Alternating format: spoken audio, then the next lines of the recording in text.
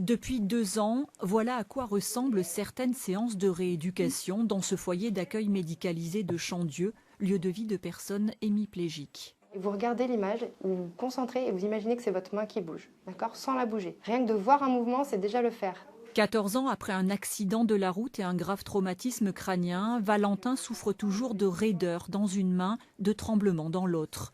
Inspiré de la thérapie miroir, sa rééducation passe par la thérapie de simulation visuelle intensive, en clair, un dispositif pour leurrer le cerveau en lui transmettant une fausse information positive. On enregistre les mouvements avec le bras gauche et ensuite, grâce à l'écran et au miroir, on retourne l'image et là, il a l'impression que c'est sa main qui bouge. C'est ce qu'on appelle la plasticité cérébrale, c'est qu'on va recréer des connexions dans le cerveau et du coup, à ce moment-là, quelque chose qui ne fonctionne pas bien va s'améliorer. Leurs membres, ils les voient non douloureux, ils fonctionnent, alors que d'habitude, ils sont douloureux et ils ne fonctionnent pas. Le fait de le voir et de le répéter intensément permet de diminuer toutes ces douleurs et améliorer la motricité. C'est une start-up stéphanoise qui a mis au point ce dispositif dès 2018 à partir des travaux de ce médecin. Au départ destiné à des patients récemment cérébro-lésés suite à un AVC par exemple, il a pour la première fois été testé à Chandieu sur des personnes souffrant de handicap depuis plus de 2 ans.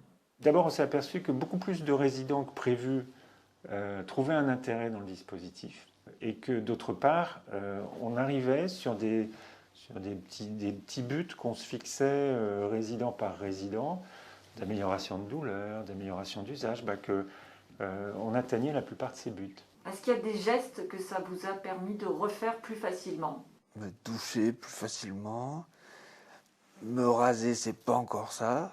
Vous sentez des progrès plus nets qu'avec de la rééducation traditionnelle? C'est plus précis, alors que de la rééducation, c'est pas si précis que ça, quoi.